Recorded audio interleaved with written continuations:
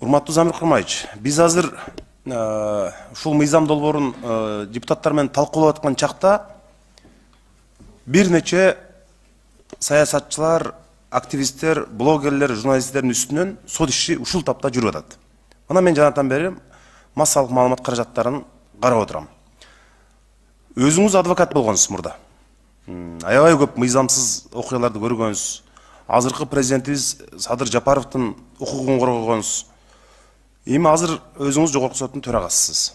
Өзүңүз азыр элестетип кое бериңиз, мурда ошо сиз адвокат болуп жүргөндөгү абалдан кеминде 5 эсе начар акыбал.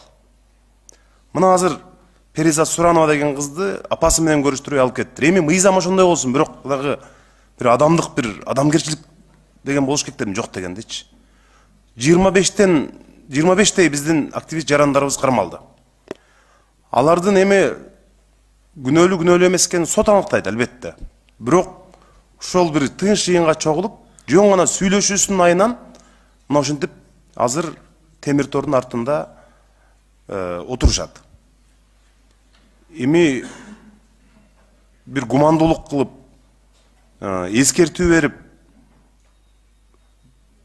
бир ушул сиз өзүңүз бир реакция кылып, ушул маселени бир карабасаңыз, Замир Курмаевич, коомчулукта чын эле бийликке дагы, сотко дагы нааразылык күндөн күнгө күчөп атат. Бийликке болгон нааразылыктын бирден бир себеби бул сотко болгон ишенбөөчүлүк. Мына мен айрым адвокаттар менен сүйлөшсөм, айтат, мен адвокат болгум келбей калды дейт. Анткени мыйзамдуулук таптакыр болбой эле, ушул туура нерсени көрүп айтып турсак дагы болбой чечим кабыл ала бергенде, мына ушундай аргасыз ушундай ойго келет экенсиң дейт да. Эми ушуну бир туура жолго салып өзүңүз карабасаңыз, анткени аларды жанагы массалык башаламандык уюштурууга кандайдыр бир катуу аракеттер болуп, реалдуу бир кадамдар болсо, ага мен да каршымын.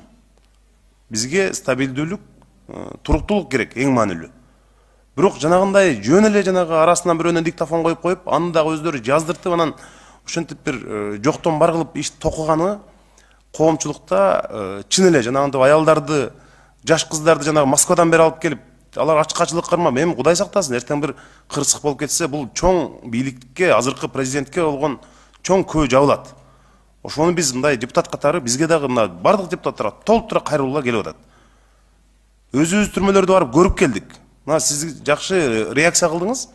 Жанагы мына мыйзамда дагы сиз жанагы маселелер боюнча өткөндө жанагы абактарда биз кыдырып чыккандан кийин дароо реакция кылганыңыз жакшы болду. Чын эле бир айлап сот процессин күтүп жаткандар көп болуп атат да.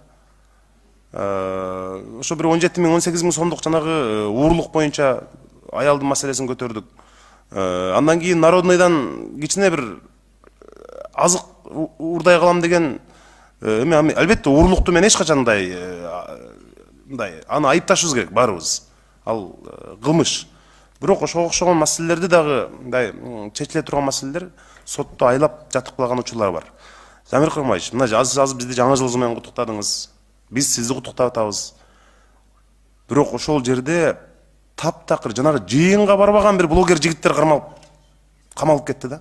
Мына ошонун бардыгы азыр бийликтер ойлоп атат, мындай эч ким буларды коргоп чыкпайт атат. Жок. Мына мен саясий биздин тарыхыбызды аябай жакшы билем. Ушинтип акырындык менен мындай нааразылыктар жаралат элде. Азыр ошол процесс кетти уже. Чын эле ошондой болуп атат. Ошон үчүн сиздин мындай колуңузда да бир мүмкүнчүлүк болсо, ошол мыйзамдуулукту орнотуп, ушул маселеде кайдыгер болбой бир жакшы өзүңүз киришип, жанагы жарандарыбыз чыгыш керек деген ойдомун да, эркиндикке. Жок дегенде үй камагына чыгарганда жаңы жылдын алдында. Болот эле. Мен ошентип күткөм, мына 26-27 сот болот десе, мен ойлодум эле алардын баары көпчүлүгүн үй камагына чыгарып, анан кийин эч жака мындай чыкпоо тууралуу чечим менен чыгат деп. Бирок тилекке каршы андай дагы болбой, көпчүлүгүбүздүн мындай көңүлү сууп баратат да ушул маселедечи. Ушуга бир терең көңүл буруп койсоңуз, рахмат. Жанар Кубаныч, рахмат.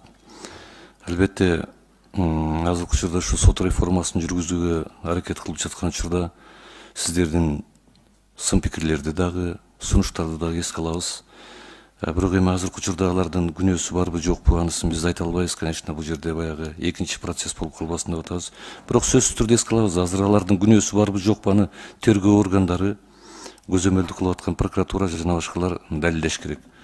Анан бизге жогорку сотко келгенден кийин аны да карайбыз, аракет кылабыз. Рахмат.